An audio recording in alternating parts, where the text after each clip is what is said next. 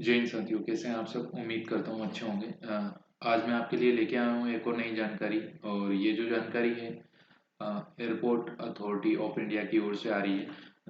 सो चलिए शुरू करते हैं। मैं हूँ आपका होस्ट और दोस्त द इंडियन रोजगार टाइम्स, और लेके आया हूँ आपके लिए बेहतर से बेहतरीन एक और नई जानकारी जो कि है जुड़ी आपसे, आपके रोजगार से।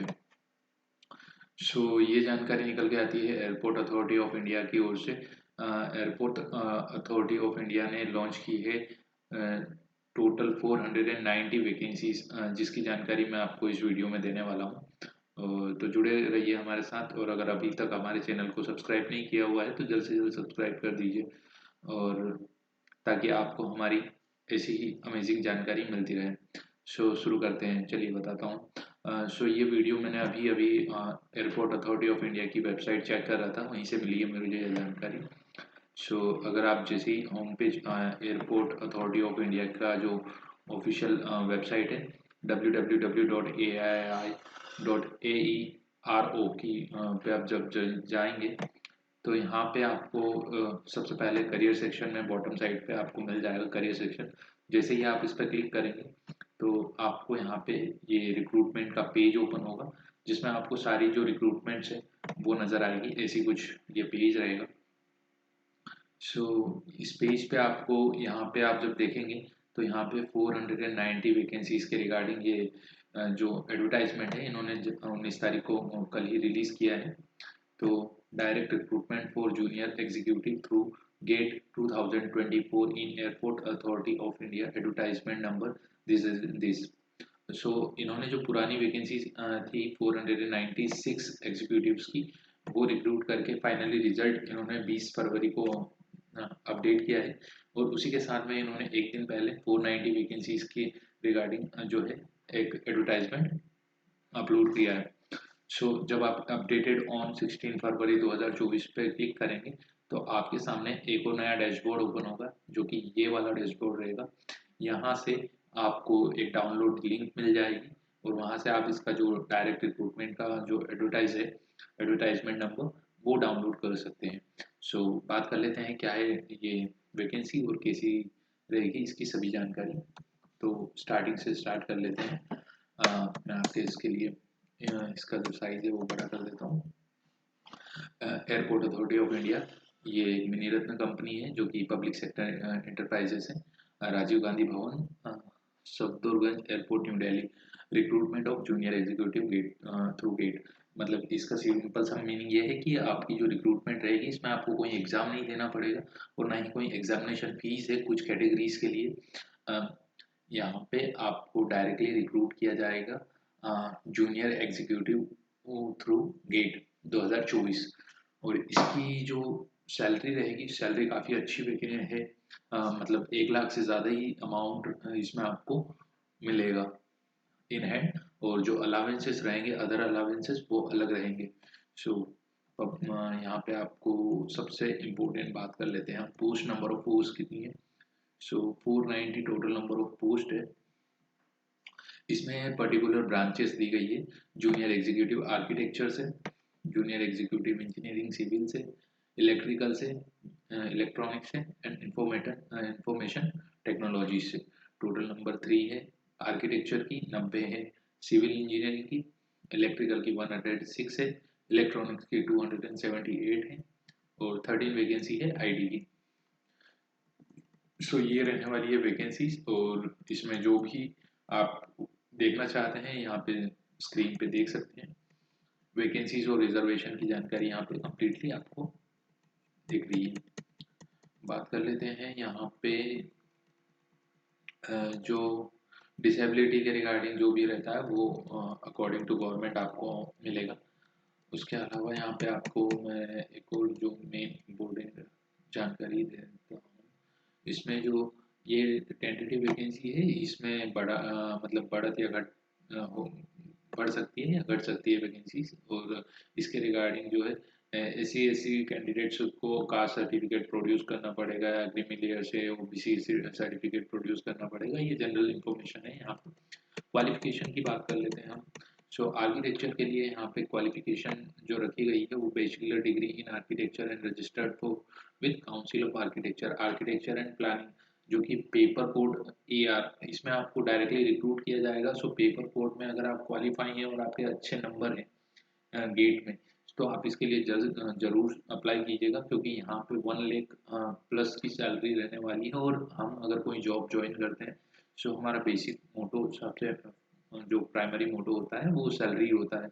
सो एक अच्छी सैलरी और विदाउट एनी एग्जाम यहाँ पे मेरिट लिस्ट बनेगी आपकी, और उसके अकॉर्डिंग ही आपको सिलेक्शन होगा। जूनियर इंजीनियर की जो जूनियर एग्जीक्यूटिव इंजीनियरिंग सिविल की है, तो अगर आपके पास में इंजीनियरिंग है सिविल या टेक्नोलॉजी में है, तो आप इसके लिए अप्लाई कर सकते हैं। सिविल इंजीनियरिंग में पेपर कोड भी यहाँ पे दिया हुआ है। इलेक्ट्रिकल के लिए यहाँ पे bachelor degree in engineering technology in electrical engineering. Same यहाँ पे जो दूसरी है उसमें electronics and telecommunication, electrical with specialisation in electronics, मतलब इलेक्ट्रॉनिक्स एंड कम्युनिकेशन अगर आपका कोड है और आपका गेट का पेपर कोड EC है, तो आप उसके लिए भी एलिजिबल हैं और आप इसके लिए अप्लाई कर सकते हैं। यहाँ पे इंफॉर्मेशन टेक्नोलॉजी की वैकेंसी है, इसमें आपको bachelors degree in engineering technical computer science computer engineering IT in electronics masters in computer application, ये इन कहते हैं। इन जो क्वालिफिकेशन है इनमें से अगर आप कोई कैरी करते हैं जिसका गेट पेपर कोड CS है, तो आप इसके लिए अप्लाई कर सकते हैं। और जो डिग्री है वो रिकॉग्नाइज्ड यूनिवर्सिटी से होनी चाहिए, और परसेंटेज जो मार्क्स है वो bachelor's degree and also post graduation degree के अकॉर्डिंग होने चाहिए। कैंडिडेट्स जो है BE या BSc engineering are allowed to apply, मतलब अगर आपके पास में BE BTech या BSc है तो आप इसके लिए अप्लाई कर सकते हैं। डेट ऑफ डिक्लेरेशन रिजल्ट, यहाँ पे एक और इम्पोर्टेंट पॉइंट है, date of declaration result insurance of mark sheets shall be considered to be date of acquiring the qualification, there shall be no relaxation in this account, मतलब आपको आपकी जो marksheets है वो प्रेजेंट करनी पड़ेगी जब भी आपका वेरिफिकेशन रहेगा, तब उसमें आपको कोई भी छूट नहीं दी जाएगी, ऐसा कुछ है।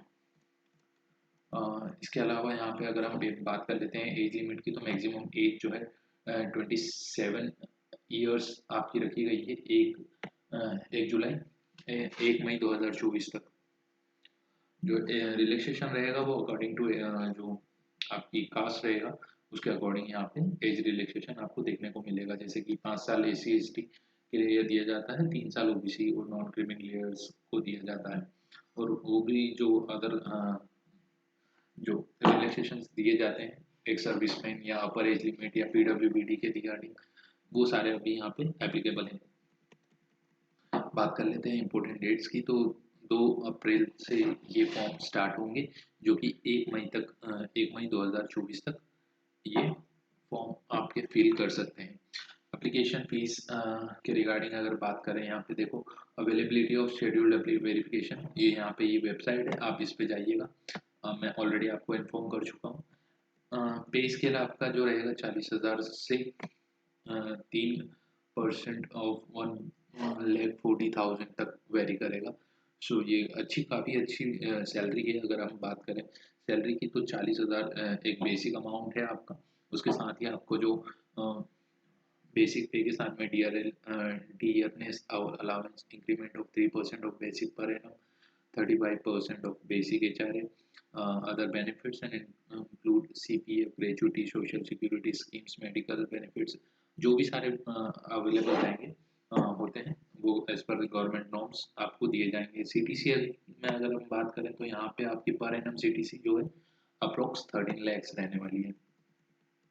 सिलेक्शन प्रोसीजर जो रहेगा वो 1 मई 2024 तक आपके जो गेट रिजल्ट्स हैं उसके अकॉर्डिंग रहेगा, और जो गेट 2024 में आपको जो रिलेवेंट डिसिप्लिन या डिग्री से आपने क्वालिफिकेशन अगर आपने हासिल की है और आपने उसे क्वालिफाई किया है गेट रिजल्ट्स को, तो आप इसके लिए एलिजिबल हो जाते हैं, और आपको जो सिलेक्शन रहेगा वो मेरिट बेस्ड रहेगा।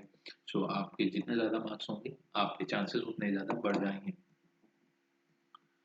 आपके ओरिजिनल वेरिफिकेशन डॉक्यूमेंट्स का वेरिफिकेशन के बाद में आपकी जो पोस्टिंग है वो ऑल ओवर इंडिया में कहीं पे भी हो सकती है। आपको कॉल लेटर मिल जाएंगे। शॉर्ट लिस्टेड कैंडिडेट्स को will be send to their email IDs यहाँ पे। और रिजोल्यूशन इन टाई केसेस में अगर आप की बात करें तो आपका जो स्कोर रहेगा गेट में उसी के अकॉर्डिंग आपकी रैंक सिलेक्ट रहेगी। और मेन जो डिसाइडेड फैक्टर रहेगा वो आपकी जो गेट स्कोर रहेगा वही रहेगा।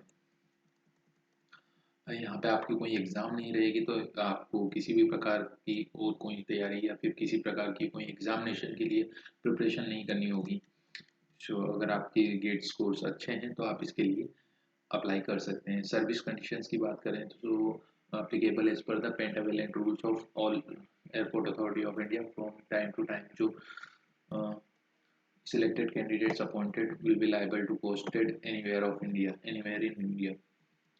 Action against misconduct. सो अगर आप कोई भी फॉल्स इन्फॉर्मेशन या कुछ गलत अनफेयर इन्फॉर्मेशन इनके साथ शेयर करते हैं तो आपका जो कैंडिडेचर है वो रिजेक्ट हो सकता है। ये इन्फॉर्मेशन है।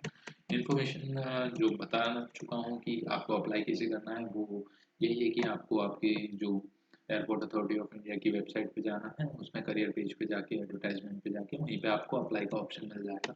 आप अपनी जो DOB है, कैटेगरी है, ईमेल एड्रेस है, मोबाइल नंबर है, ये सभी करेक्ट डिटेल्स फिल कीजिएगा ताकि आपको जो इन्फॉर्मेशन है वो जल्द से जल्द मिलती रहे। इसके अलावा यहाँ पे मैं जैसा कि चेक कर पा रहा हूँ यहाँ पे कुछ और इम्पोर्टेंट मुझे नहीं इन्फॉर्मेशन नहीं मिली है। जो पेज का साइज है वो ऑलरेडी आपको दिया गया है यहाँ पे। वैसा कुछ खास नहीं है। बाकी एप्लीकेशन फीस की बात करें सो SC ST OBC और PWD और अप्रेंटिस कैंडिडेट्स के लिए यहाँ पे कोई फीस नहीं है। फीस रिलैक्सेशन बाकी जो कुछ जैसे OBC या फिर जनरल कैटेगरी के रिगार्डिंग यहाँ पे जो फीस है वो 300 रुपीज़ का मिनिमम अमाउंट है। और अगर आपके स्कोर अच्छे हैं तो मैं ऑलरेडी बता चुका हूँ कि आपको अप्लाई करना चाहिए और काफ़ी अच्छी वैकेंसी है। जनरल इंस्ट्रक्शंस यहाँ पे कोई भी एक्सपीरियंस की आपको ज़रूरत नहीं है। अगर आप फ्रेशर हैं तो भी आप इसके लिए अप्लाई कर सकते हैं। यहाँ पे आपका जो डॉक्यूमेंट वेरिफिकेशन है उसके बाद में आपको मेरिट बेस्ड जो लिस्ट रहेगी वो रिलीज होगी और आपकी पोस्टिंग आपको मिल जाएगी। सो ये थी हमारी आज की जानकारी। तो आपको कैसी लगी हमारी जानकारी? अगर अच्छी लगी तो हमारे पेज को जो चैनल को सब्सक्राइब कर दीजिए ताकि आपको ऐसी ही अमेजिंग जानकारी और भी आगे मिलती रहे। और हमारे इस वीडियो को अगर अभी तक लाइक नहीं किया हुआ है तो लाइक कर दीजिए और कमेंट करते रहिए अगर आपको कुछ भी डाउट आता है तो। मिलते हैं अगले वीडियो में ऐसी ही अमेजिंग जानकारी के लिए। जय हिंद।